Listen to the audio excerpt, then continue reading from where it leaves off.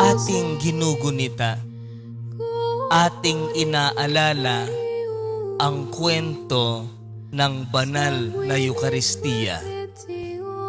Lahad at maliwanag sa ating mga pagbasa ang kwento ng banal na Eukaristiya.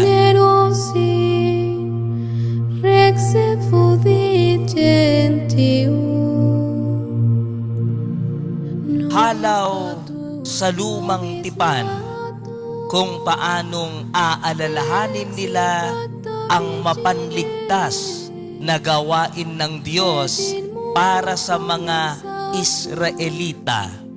At taon-taon, aalalahanin nila. Ang pag-alalang ito ay upang pagtibayin ang kanilang loob na ang Diyos ay hindi tumatalikod.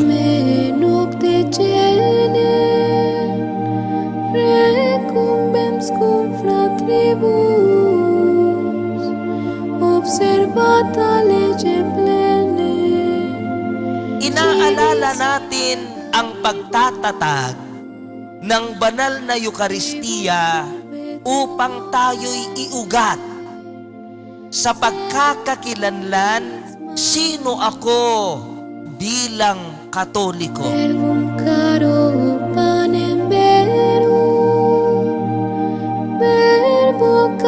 At sa pagbibigay sa kanila ng pangunawa ang kaniyang bitla, ito na ginawa ko sa inyo sa pagkilala ninyo sa akin bilang guro, bilang mataas sa inyo. Itong ginawa ko sa inyo ay tanda ng aking pagpapakababa.